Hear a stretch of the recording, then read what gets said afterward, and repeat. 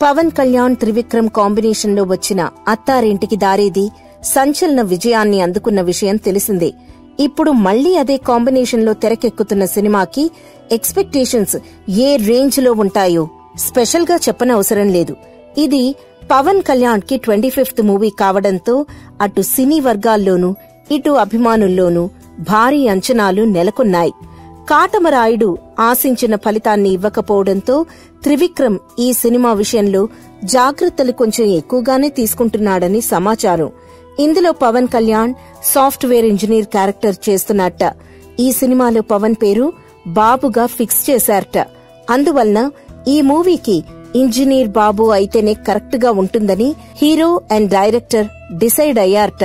ఈ సినిమాలో కీర్తి సురేష్, అను ఇమాన్యుయల్ హీరోయిన్లుగా నటిస్తున్నారు. హంసానందిని, ఖుష్బూ ప్రత్యేక పాత్రల్లో నటిస్తున్నట్లు తెలుస్తోంది. సరైనోడు సినిమాలో మంచి విలక్షణ నటుడుగా పేరు తెచ్చుకున్న ఆది పినిశెట్టిని విలన్ రోల్ కి ఎంపిక చేసినట్లు సమాచారం. ఈ వీడియో మీకు నచ్చితే లైక్ చేయండి.